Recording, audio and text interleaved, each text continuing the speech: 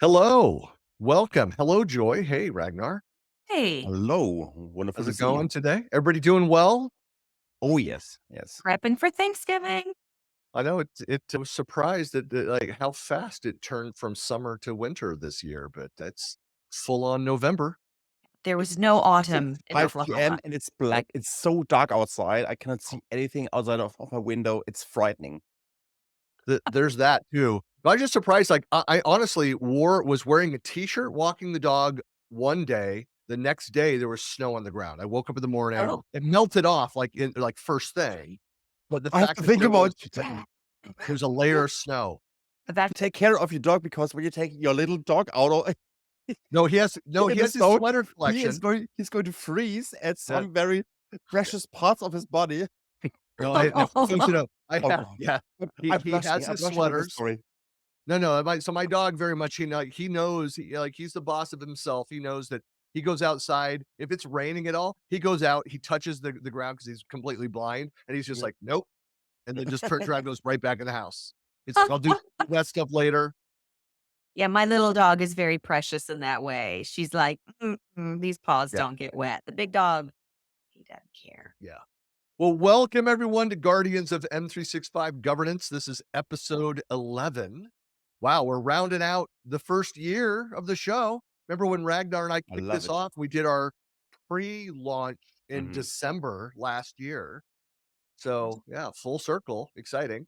And this I know. series is a monthly webcast focused on the rapidly evolving and expanding Microsoft 365 governance story.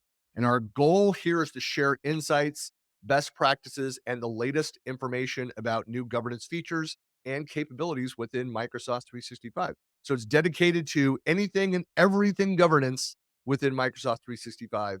So if you have questions or comments or thoughts about what should cover or guests we should have on the show, please comment. And the latest is our guest for episode 11 is somebody that Ragnar has worked with. And I want you to introduce the topic and our guest. Yes, I'm very excited to have the topic Taming the Chaos, Enhancing Audit and Compliance with EasyLife 65 and HanseVision at Munich Airport, one of our beloved airports here in Germany. And our guest for today is the collaboration consultant here from the company where I'm working, HanseVision. And welcome on stage, Ben-David Piepenburg. Yeah, thanks, Ragnar. Thanks for having me tonight. And yeah, I really appreciate to be here. Welcome, Great to welcome. have you. Wonderful. Excited to hear more about what you guys have been working on behind the scenes. That was a very intense project. So, Ben, could you please start and tell us a little bit about the Munich airport, about all the challenge they had, all the things they were struggling because the project had different parts. But today we're going to focus on the governance part and not on the other subjects. So please tell us a little bit more about the context. What were their main and biggest pain points? Where did they struggle? Why they needed help? Why they asked us? So give us a little bit of an introduction. What happened at Munich Airport before you joined? Yeah, thank you. So yeah, as it was a great project, was a long project, as you already said. And maybe Christian, can you start the slides? So Yeah. this is usually how it works when we go in those kind of projects. We have here the focus on teams collaboration, and we know there's a lot going on around. So we have all this, and we have this system for M365. There are a lot of people working on it and bring everything to the start, and this could take quite a while. And when we have a look on team collaboration, we usually go standard ways like you can see here. So when we have this decision to go for M365, we start with gathering collaboration use cases. We have kind of a standard step out there, usually some specific situations. So we need to talk about that. And we also need to go to all these compliance departments, governance departments, security departments, and get all those specific demands together. And this takes quite a while, as you can imagine. Yeah. And then when we're at that point, we're creating a concept and focus on the gather demands and not so much on technical aspects because we just want to have a good concept that will work with any technology at least. Mhm. Um, And then we are ended at a very critical point. So we need to choose technology because we at this point usually have a lot of demands in governance and compliance that we can solve just with Microsoft 365 standard products. So we need user interaction, like lifecycle management, and we need a lot of customers saying we have a lot of possibilities in M365, but it's very complex. Like when you scope out and go to Power Platform, for example, there you have this, how's it called again? Power Platform. Center of Excellence. Interaction. It's very complex and you need quite a while to get into this. And sometimes the smarter solution is better to handle. We were at that point with Teams collaboration and we needed functions, easy functions. And so we needed technology. There is a bunch of third-party solutions where you can choose from. And yeah, we had a look on several tools. And you can also have a look if you can build it by your own, like something with Power Platform or so. But usually this governing things are things that the problems that many companies have. So the third party solutions are a really good choice at this point.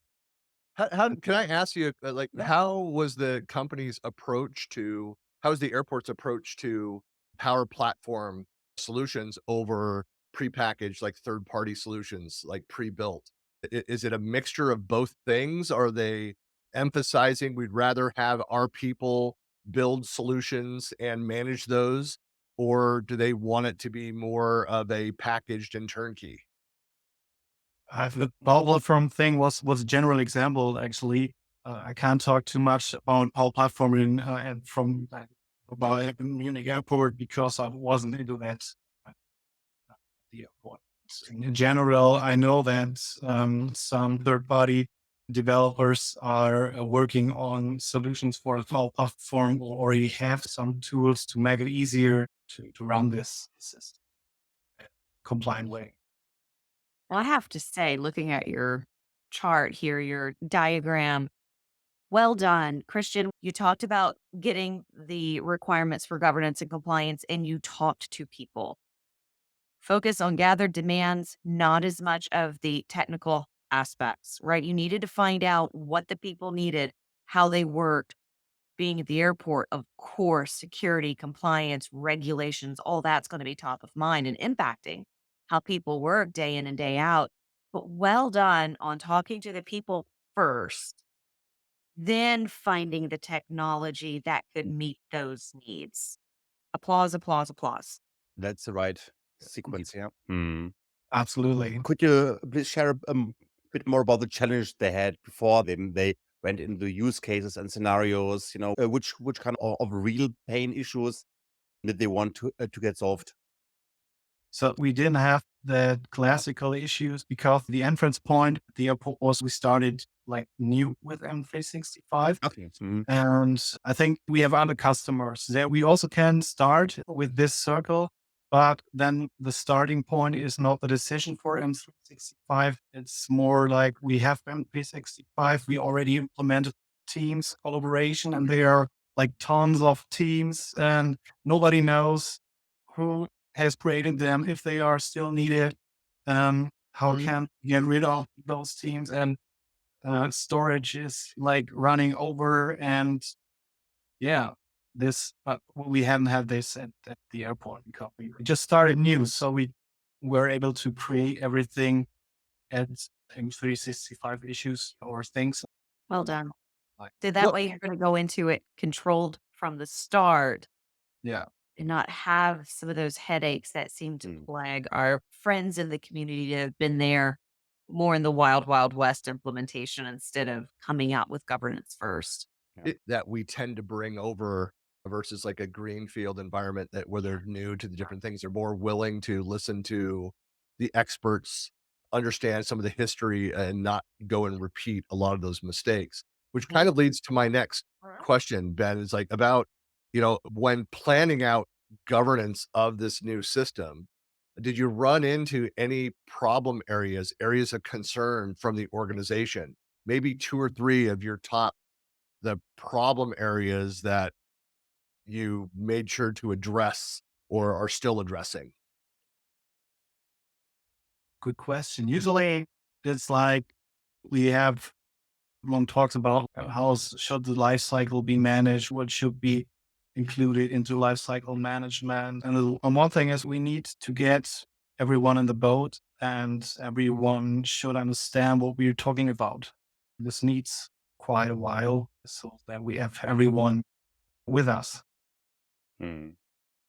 I can But imagine a lot of change going from whatever that previous system was, whether it was file shares on-prem or a Google ecosystem. In my consulting days, I saw a bit of everything.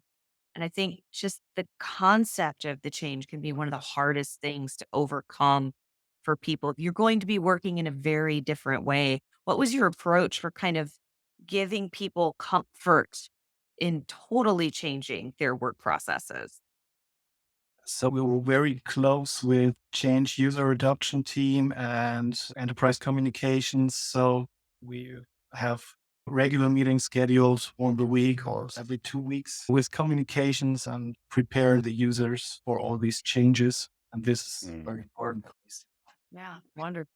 Well, that's I like how you described that too, that you can't treat a project like this strictly as a technical project. It's mhm, not you're not just deploying software, but you have to approach it, and it sounds like you did, like, organically, like, this is a business problem first, and we often talk about understanding the scope before you try to solve the problem as 100%. best you can. I realize that some projects it moves very quickly, and through your experience, be like, I identify what the problem is. Here's what we need to go and do. But that's one of the mistakes that we make in general, especially those of us that are on the IT side. We jump to solution so quick, and sometimes we fail to complete the conversation portion of it, the planning, the setup. Mm. Um, Because we think also that we know the solution. So we interrupt the process because we think that we know as experts, we know what's right. Mhm. But right. people want to get involved. People want to get involved in discussions, in conversations, in decisions. And when we open this room for discussions, maybe we get to the same kind of results as we would give them as an expert, like 4 weeks in advance. But now the acceptance is much higher because the results and the decisions are coming from the customers and from the user. And then we create the value that governance is understood as a value, because otherwise, it's another hurdle, another thing. What do we have to do? We already have so much on our desk. We are already so busy. Now we have to care about governance. But if we would invest this extra time to bring them into these thinking processes, then they would understand the value of governance. And that's big, big progress. And making it not a burden, having those tools that are out there, whether it's homegrown automations, Ben, like you mentioned, with Power Automate or choosing a third Mm, party solution. If you can make it painless for mhm. the end user, that could definitely help because it's already a lot Definitely. coming at them every day. And you, well, you, have, you need a good UI if you're using like these governance tools. You need things that work out well and that are easy to use for all these people who needs to use it. And it's so important. And EasyLife is providing this very good UI and it's easy to use when you that much Mhm. aggregation for EasyLife. They can just use it and can start with it and do Mhm. good things. Yeah. But I think this is one of the quintessences. So I think governance could be a peacemaker because sometimes the user always want more. They want more workspaces, more rooms. They want more teams and SharePoint and more licenses. IT wants to regulate and control things. And sometimes there is a conflict existing in the room between the end users with the freedom and then what IT wants to control. And governance finally is the peacemaker where they listen. Both can be happy. We're going to create a win-win situation where both are happy with control processes, with provisioning, and so on. I think that's a beautiful story. I think that's what we all need, that we balance these conflicts and solve things. I think governance has gotten a bad rap over the last Mm, however many forever. billions of years Yeah. it's been around. Yeah. Because in the olden days, we didn't have as many ways to automate it or make it painless. So it ended up being a group or a committee or like the governance little g god that went around and hit people over the head with the rules. Said, you did this wrong, you did this wrong, or no, can't do that.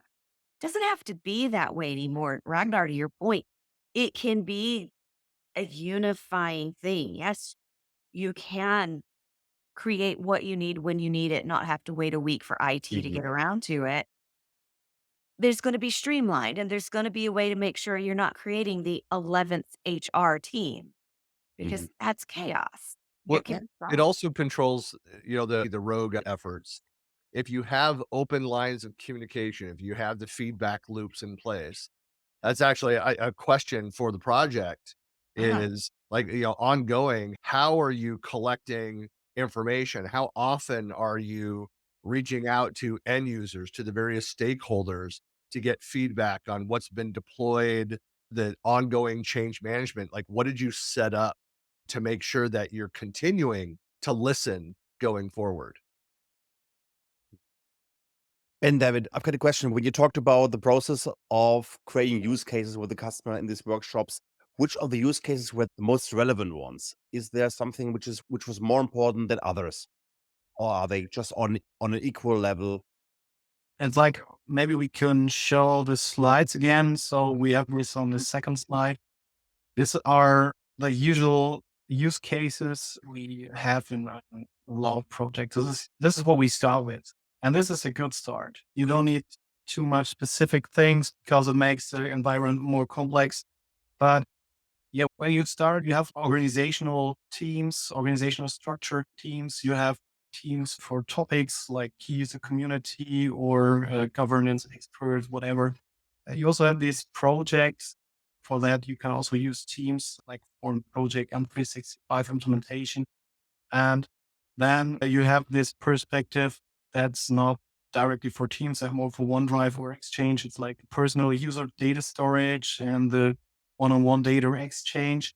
This is what we start with. And when we have a look at the other fields that are not already filled, we need to answer all these questions. Every field is one question. So we need to know, or we know that on ongoing collaboration and organizational structure, we can use Teams.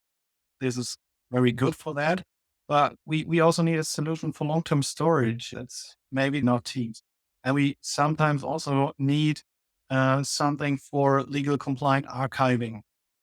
And this for every use case you see there. And then you go on, you need to also have a look on the confidential level or even on file types.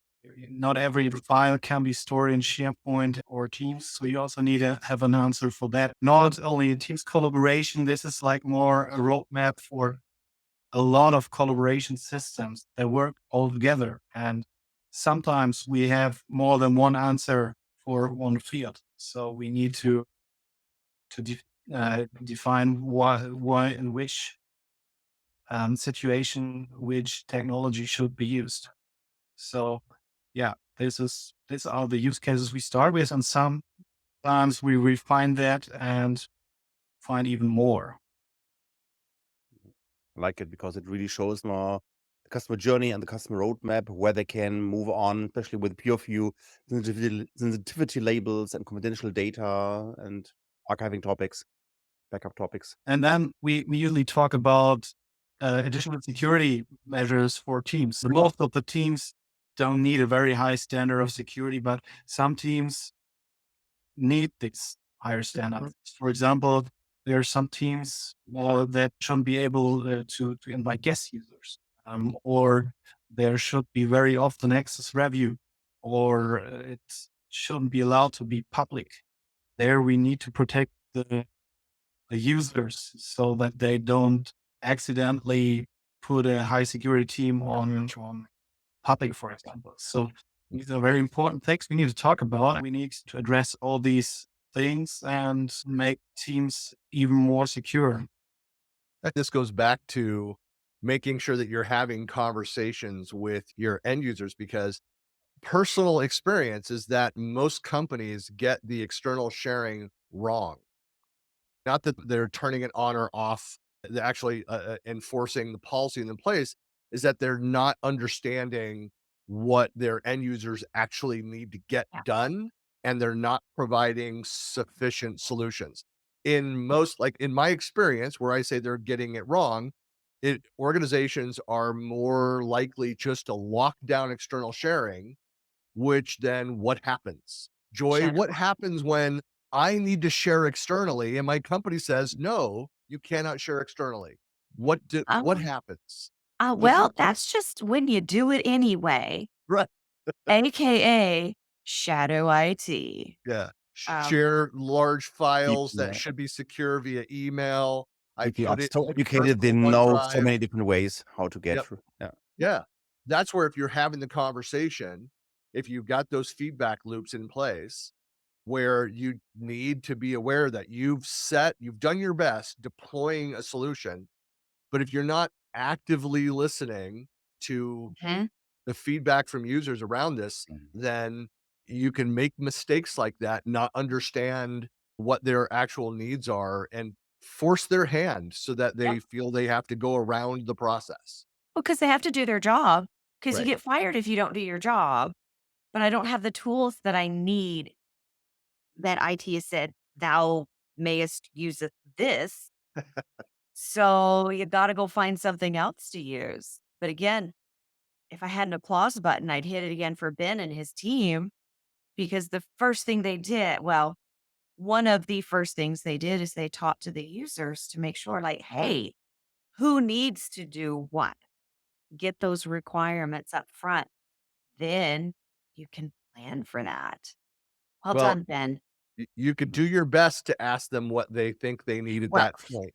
But then what over happens the is then work, they get the new over the technology, it expands their vision of what's possible, and they true. have requests that come later. So if you've and I'm not suggesting that you guys did this with the airport, that you stopped listening. Like, no, we followed like the waterfall method for the project, took the requirements, built it out, and delivered what you asked for at the beginning, never listened again.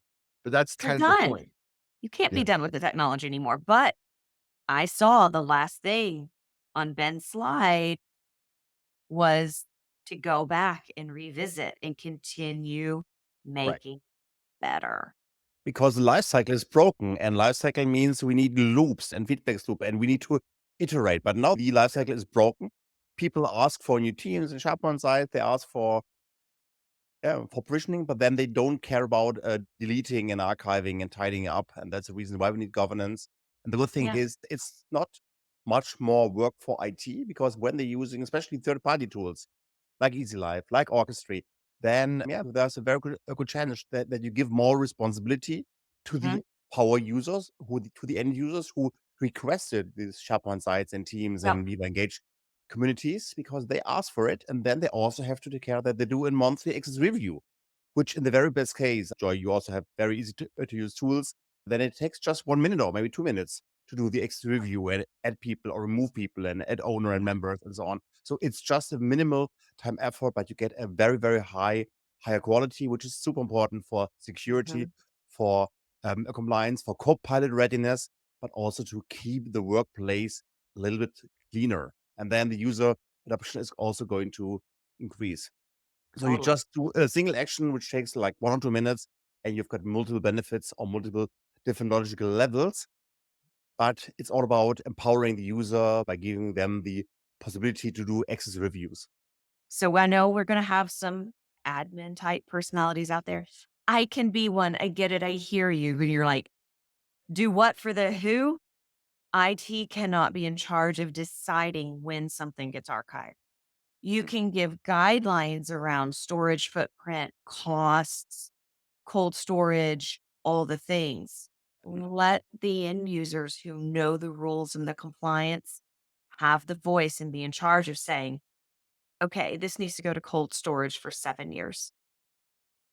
Done. One of my favorite things are providing that reporting to end users of here's what you have. This is what you're spending, especially if you have an organization that is trying to do like a chargeback model that's trying to internally charge for the IT services, the centralized IT, just to Mhm. understand costs of what their each business unit is consuming there.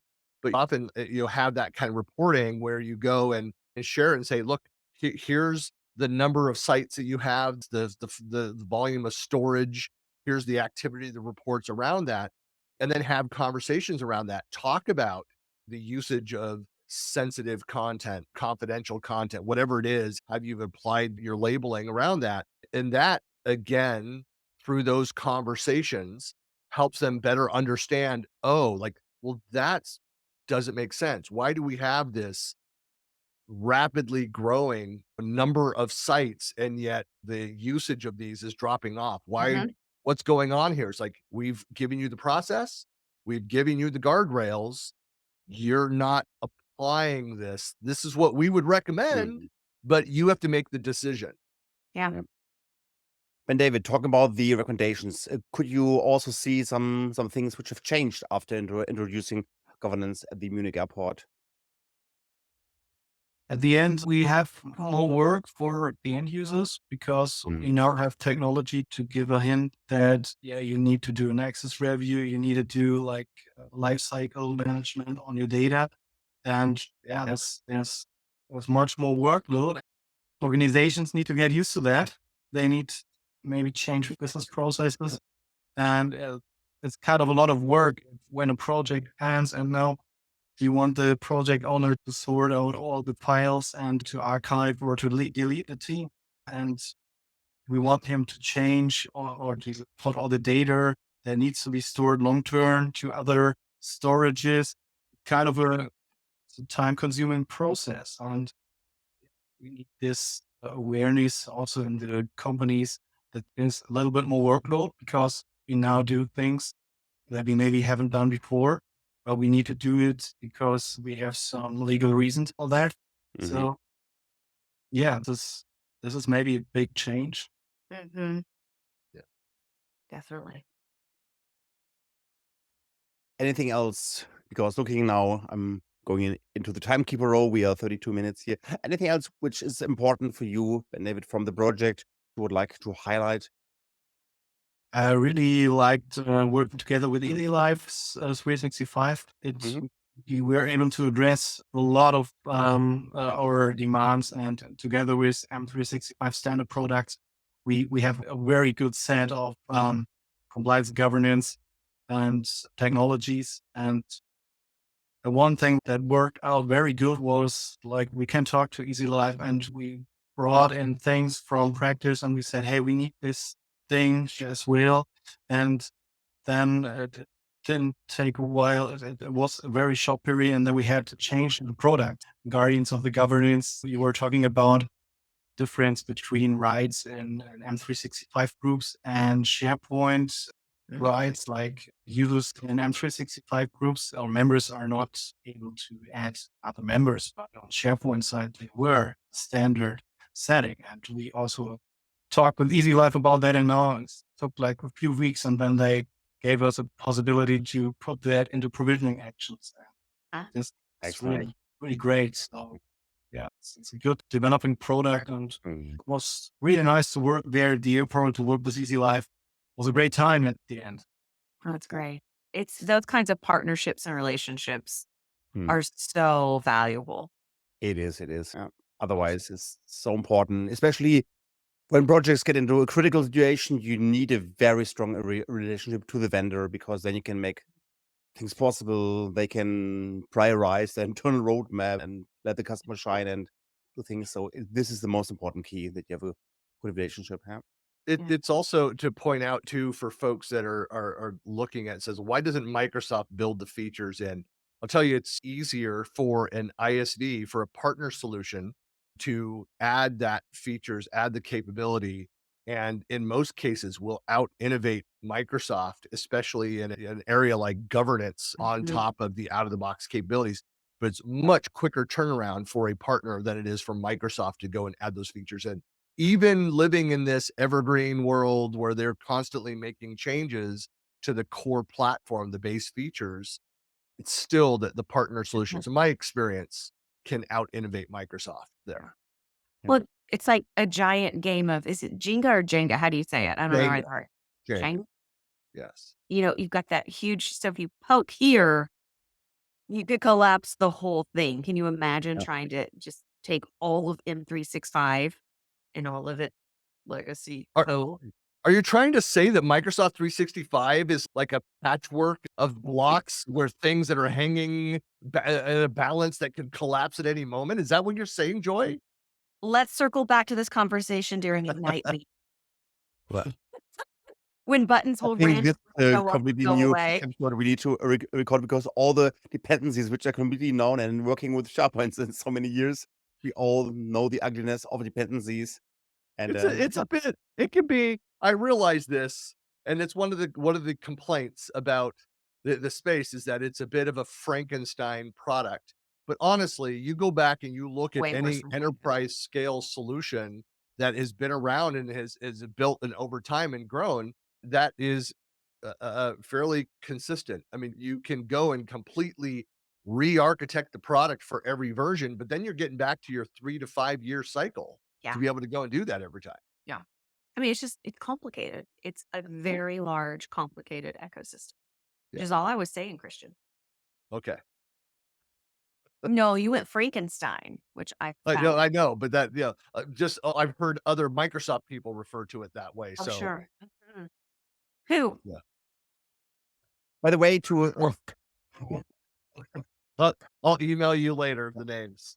for everybody who would like to go deeper into the case studies, they are now published at EasyLife365.cloud in English. They're in the customer reference story, and at HanseVision.com in our blog. Everything is written in German, so you can choose depending on language you understand. But there you'll find the official PDF from the customer success story.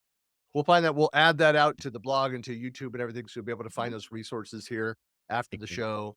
I love it. This is our first like case study episode. We're actually looking at talk about a project. We'd love to do more like this. If I can speak for the team here, here's where you can find us. Please reach out and talk to us. If you Yeah. have a story where you did something that you're very proud of around the governance space and would like to highlight as kind of a case study for the show, we'd love to have you. We also have our Facebook group that you can find. It's a little quiet over there. We launched it at the beginning of the year, but it's a Mm. place where you can again go and share references and stories and ask questions. And then, of course, anywhere via social that accepts a hashtag, recognizes the hashtag, use the Go M365 Gov and tag us, and we'll see it. We'll find it. I've got little listening devices out there looking for the hashtag. So I get notifications when the hashtag is used. So Christian and Miss please, Minions. yes. Wait, I will do it. I'm still on X. Yeah. Yep. Yep. Even I'm not the biggest Musk supporter, but I love it so much, so I cannot quit. I'm not giving it up. Yeah. So. Too good. But Ben, really appreciate you for joining us for the show and everybody for staying up late and it's great to have you and Joy and Ragnar as always. Thanks. And we'll Yeah. be back for another episode to close out the year. And we've got plans for a January show and kick things off with an ISV partner and fellow MVP who's been in this space for a long time. So yeah, we've got the next 2-3 months planned out. We're very excited. I'm So very excited also to hear customer stories here from Joy and from Orchestry. Have her CEO maybe in the show very soon. Oh, but Spoiler then, alert. thank Yeah. you again for joining us. Great work. Yeah. Wonderful. well, Thanks so thanks much. everybody. We'll catch you in the next episode. See you next month.